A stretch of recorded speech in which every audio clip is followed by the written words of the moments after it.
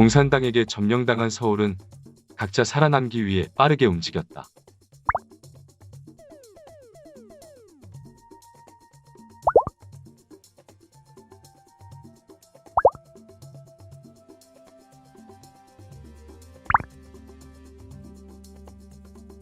시민들은 인공기를 들며 공산당을 찬양하였고, 공산당을 때려잡던 우익 단체들도 빨간 완장을 차고 공산당 만세를 외치고 다녔다. 거리에는 인민재판이 열리고 주민들을 처벌하였다.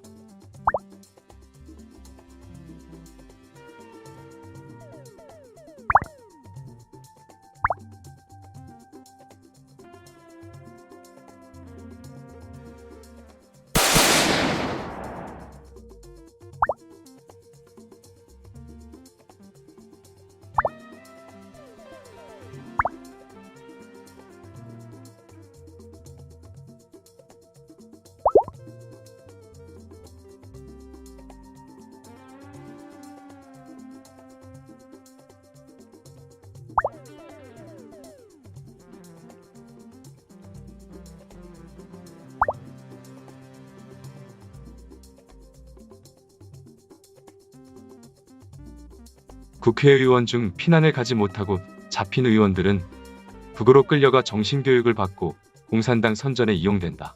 과거 공산당 활동을 하다 보도연맹에 가입했던 사람에게는 처벌 대신 기회를 준다. 과거 남쪽에서 공산당을 잡으러 다녔던 서북청년단, 대한청년단 같은 우익 단체들은 상황이 역전되어 도망을 다녀야 했다.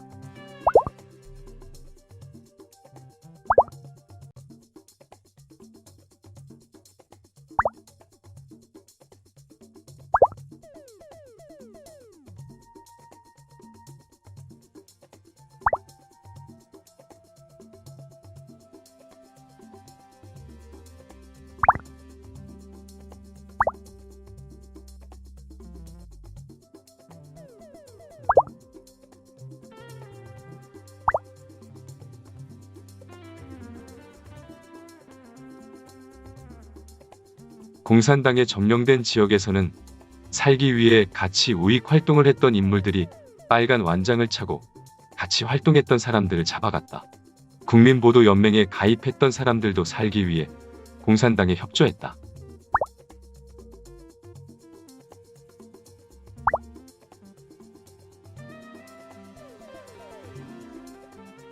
북한인민군은 우익단체들을 잡아 처벌하고 점령 지역의 젊은 청년들과 국민보도연맹원들로 부족한 병력을 보충한다. 국민보도연맹의 공산당 협조 소식은 이승만 대통령에게 알려진다.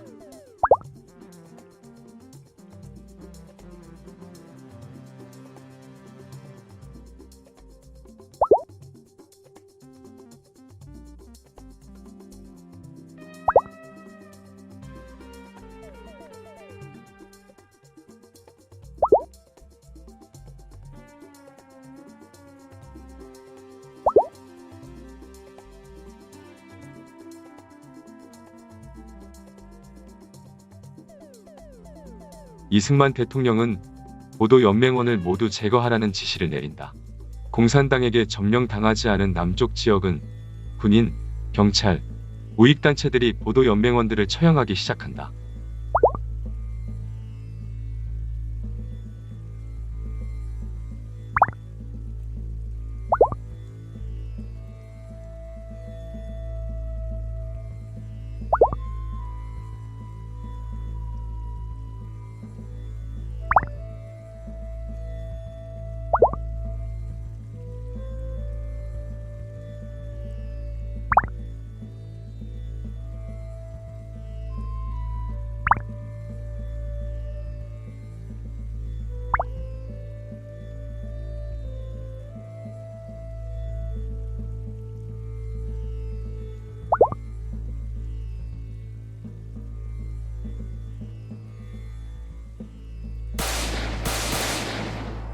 일 년 전 보도연맹 가입 할당량이 경찰 공무원들에게 내려왔고, 할당량을 채우기 위해 힘량을 주거나 마을 이장들의 권유에 주민들은 보도연맹에 가입되었다. 명단에는 과거 남로당원들도 있었으나 주민들은 사상 검증이나 확인 절차 없이 명단에 이름이 있으면 바로 처형을 당했다. 아직 북한군에 점령되지 않은 지역 교도소에는 마지막까지 보도연맹에 가입하지 않은 남로당원들이 잡혀 있었다. 북한군이 내려오면 이들은 북한군에 합류할 수도 있었다.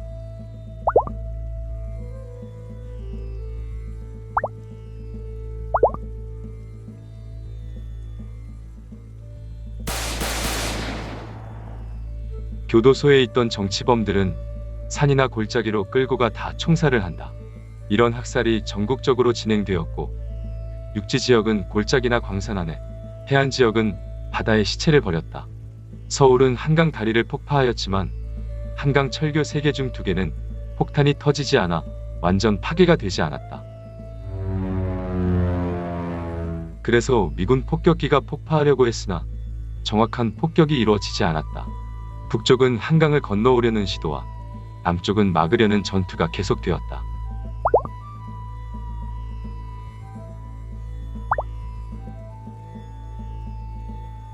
(6월 30일) 서울은 한강을 중심으로 방어를 하고 있었지만 춘천 지역과 동쪽 산악지대 방어선은 더 이상 버티지 못하고 무너진다. 하지만 전쟁 시작 후 4일에 수습할 시간을 만들어 주었다. 전방은 북한군과 치열하게 싸우고 있고 민간인들은 정치적 이념 문제로 양쪽에서 고통받고 있었지만 정부 인사들은 중심을 잡지 못하고 있었다. 그렇다고 정부 인사라는 자리 때문에 해외로 도망갈 수는 없었고 자녀들을 대부분 해외로 유학을 보냈다.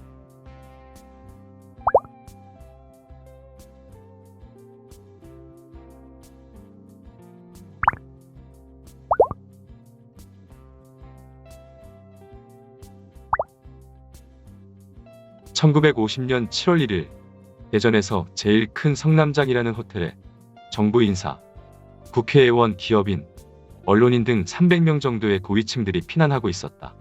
대전으로부터 북쪽으로 75km 떨어진 평택까지 북한군이 내려왔다는 소식이 알려진다. 성남장에 있던 지도층과 정부 인사들은 냉정한 상황 판단보다는 서로 눈치를 보면서 몇 명씩 피난을 떠났다. 하지만 평택에 북한군이 왔다는 소식은 오보로 밝혀지자 피난 간 사람들이 다시 돌아온다.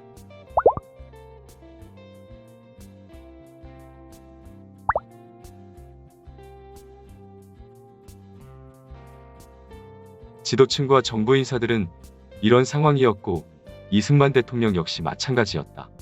7월 1일 새벽 이승만 대통령은 차를 타고 이리역으로 이동을 한다. 이리역에 도착한 이승만 대통령은 다시 기차를 타고 목포로 이동한다. 목포에 도착한 이승만 대통령은 기차에서 내려 오후 4시 부산으로 가는 배를 탄다. 7월 2일 오전 11시 부산에 도착한다. 위급한 전쟁 상황에서 전체 상황을 파악하고 컨트롤하는 사람이 없었다. 정치인들은 몸을 피하기 바빴고 미군은 미군대로, 전방의 군인은 전방대로, 후방의 군인들은 보도연맹과 공산당 색출이라는 명분으로 소수의 인원들을 잡기 위해 양민들을 처벌하고 있었다.